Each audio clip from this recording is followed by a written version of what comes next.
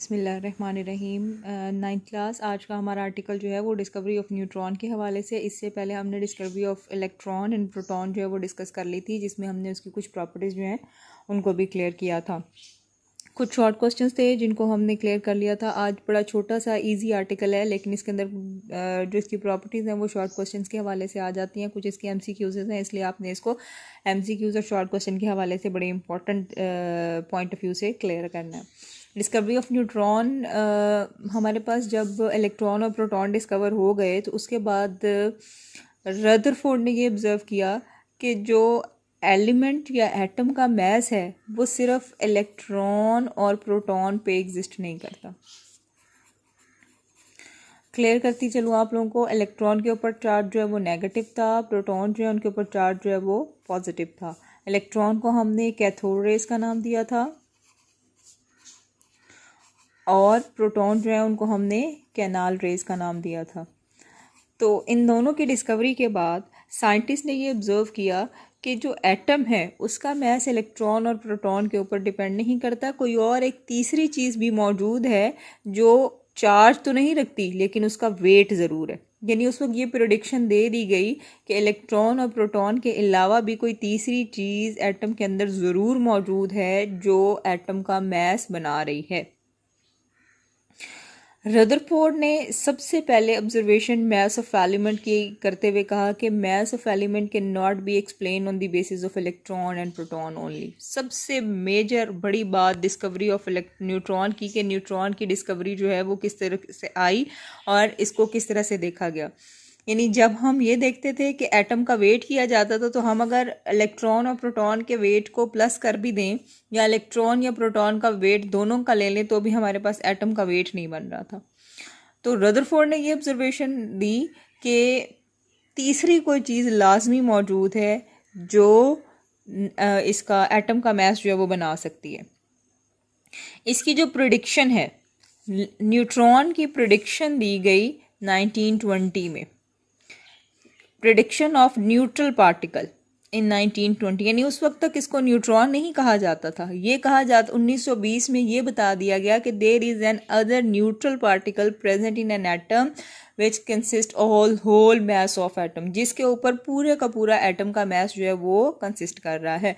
1920 में साइंटिस्ट ने ये प्रेडिक्शन दे दी कि कोई न्यूट्रल पार्टिकल मौजूद है एटम के अंदर जो एटम का मैस बनाता है। ये आपका पहला एमसीक्यू, ठीक है, ये आपका पहला एमसीक्यू है जिसमें उसने ये क्लियर किया कि पहली प्रेडिक्शन किस वक्त ये बताया गया कि कोई न्यूट्रल पार्टिकल भी, माइंडफुल उस न्यूट्रल पार्टिकल को 1920 तक हम न्यूट्रॉन नहीं कह रहे थे। उसके बाद बहुत सारे साइंटिस्ट ने इसके ऊपर काम करना शुरू कर दिया। अब न्यूट्रॉन की डिस्कवरी हुई 1932 में और किया किसने? चैडविक ने। चैडविक ने 1932 में न्यूट्रॉन डिस्कवर करके दे दिया। अब ये दो अलग अलग साइंटिस्ट हैं, इसमें आपने कंफ्यूज नहीं होना। कैसे? रदरफोर्ड उसने सिर्फ इतना एक्सप्लेन किया था, there is another neutral particle present in atom, atom के अंदर कोई और न्यूट्रल पार्टिकल मौजूद है जिसके ऊपर एटम का मैस बेस करता है। ने ये प्रेडिक्शन जो है वो न्यूट्रल पार्टिकल की 1920 में दी। उसके बाद इसकी डिस्कवरी का काम शुरू हो गया तो चैडविक ने 1932 में इसकी डिस्कवरी करके दे दी। अब ये भी आपका एक और एमसीक्यू हो गया, ठीक है जी। अब एक छोटी सी इक्वेशन उसने दी हुई है, इस इक्वेशन को सिर्फ आपने इसी तरीके से याद रखना है कि चैडविक ने एक्सपेरिमेंट कैसे किया। चैडविक ने एक एलिमेंट लिया दैट इज बेरिलियम, जिसका एटॉमिक नंबर जो है वो 4 था और इसका मैस नंबर जो है वो 9 था। इसके ऊपर अल्फा पार्टिकल की बम्बार्डमेंट करवाई। हीलियम का दूसरा नाम अल्फा पार्टिकल है। हीलियम हमारे पीरियोडिक टेबल में नोबल गैसेस का मेंबर है जिसका एटॉमिक नंबर 2 है और मैस नंबर 4 है। अब जैसे ही हीलियम जो है वो बेरिलियम के ऊपर जाकर गिरा, बेरिलियम टूट गया, टूटकर 2 हिस्सों में डिवाइड हो गया। एक हिस्सा जो है वो कार्बन कहलाया जिसका एटॉमिक नंबर 6 और मैस नंबर 12 हो गया, और दूसरा एक न्यूट्रल पार्टिकल निकला जिसका एटॉमिक नंबर तो कोई नहीं था लेकिन उसका मैस था। यही न्यूट्रल पार्टिकल बाद में न्यूट्रॉन के नाम से जाना गया। मैं फिर से बता देती हूँ, चैडविक ने ऑब्जर्व किया बेरिलियम एक टारगेट मेटल ली, यानी उसने क्या किया, बेरिलियम का छोटा सा टुकड़ा ले लिया, उसके ऊपर अल्फा पार्टिकल बम्बार्ड करवाए। बम्बार्डेड का मतलब होता है तेज़ी से किसी भी एलिमेंट के ऊपर रेडिएशन की सूरत में दूसरे एलिमेंट को डाला जाता है। ये सारी लाइट की फॉर्म में होती हैं। तो बेरिलियम विल डिसइंटीग्रेट, बेरिलियम टूट गया। बेरिलियम जब टूटा तो दो हिस्सों में डिवाइड हो गया, एक हिस्सा कार्बन बन के सामने आया, दूसरे हिस्सों को जब ऑब्जर्व किया गया तो पता चला कि उसका मैस 1 है लेकिन उसका एटॉमिक नंबर कोई नहीं है। क्लियर हो गया। एटॉमिक नंबर ना होना ये बता रहा था कि देयर इज नो चार्ज, इसका एटॉमिक नंबर 0 होना ये क्लियर कर गया, नो चार्ज। तो न्यूट्रॉन जो है वो हमारे पास कोई चार्ज नहीं रखता, लेकिन इसका मैस ज़रूर है। इसका मतलब ये हुआ कि इलेक्ट्रॉन और प्रोटॉन के साथ जो तीसरी चीज़ इन्वॉल्व थी दैट इज़ न्यूट्रॉन, जो था तो 0 चार्ज के साथ, कोई चार्ज नहीं है उसका, लेकिन मैस ज़रूर था। इसी मैस की वजह से एटम का अपना मैस बनता था। क्लियर हो गई बात। अगर आप एटॉमिक मैस और एटॉमिक नंबर वाला आर्टिकल रिकॉल करोगे तो आपको पता चलेगा कि एटॉमिक नंबर जो है वो प्रोटॉन और इलेक्ट्रॉन, या हम ये कह सकते थे कि सिर्फ प्रोटॉन नंबर जो है, प्रोटॉन नंबर को हमने एटॉमिक नंबर कहा था, इसका तो प्रोटॉन नंबर ही नहीं है, इसका मतलब है देयर इज़ नो चार्ज। ठीक है। इसी तरह से अगर हम मैस की बात करें तो हमने कहा था मैस जो है वो आपके पास न्यूट्रॉन और प्रोटॉन को सम करने के बाद आते हैं। इसका मतलब ये है कि न्यूट्रॉन बजाते खुद एक मैस है, लेकिन इसका किसी किस्म का कोई चार्ज नहीं होता। क्लियर हो गई बात।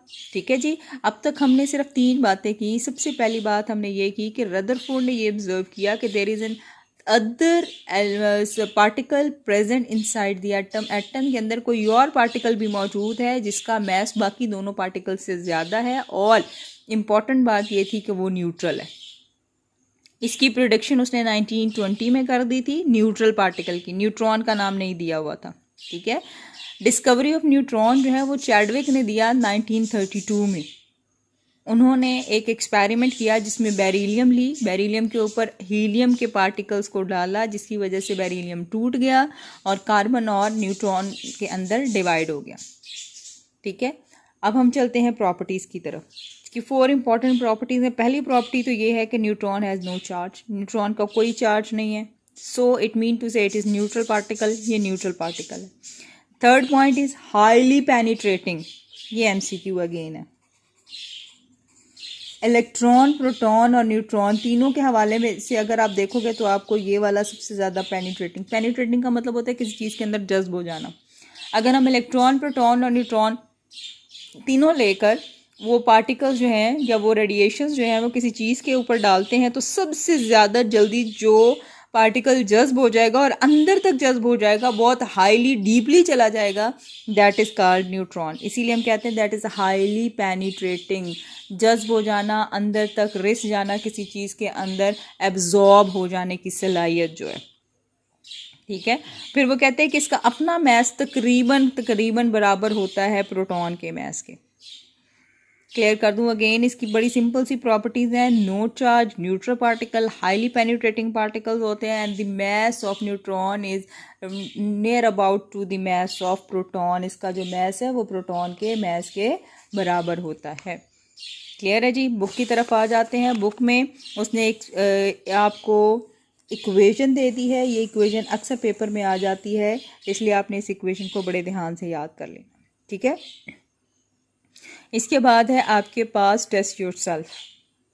आज का आपका टास्क ये है कि आपने टेस्ट योरसेल्फ सॉल्व करनी है 2.1। क्लियर हो गया। इजी है, मुश्किल नहीं है। पीछे जितने आपने आर्टिकल क्लियर किए हैं उन्हीं से रेलिवेंट है। 2.1 आज का आपका होम टास्क है।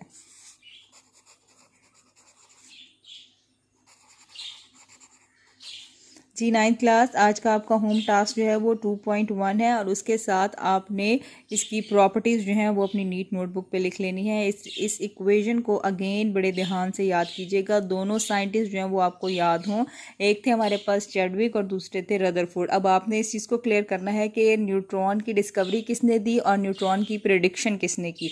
न्यूट्रॉन की प्रिडिक्शन जो है वो रदरफोर्ड ने दी थी। कब दी थी वो भी आपको मैंने बता दिया, 1920 में दी थी। और इसको कंप्लीट डिस्कवर करके हमें दिया था चैडविक ने, दैट इज़ 1932। ये दोनों टाइमलाइंस आपकी बुक के अंदर अवेलेबल हैं। इसको बड़े ध्यान से करना है आपने। किसी किस्म की कोई क्वेरी हो तो मेरे से क्लियर कीजिएगा। ओके बेटा, थैंक यू, गुड लक।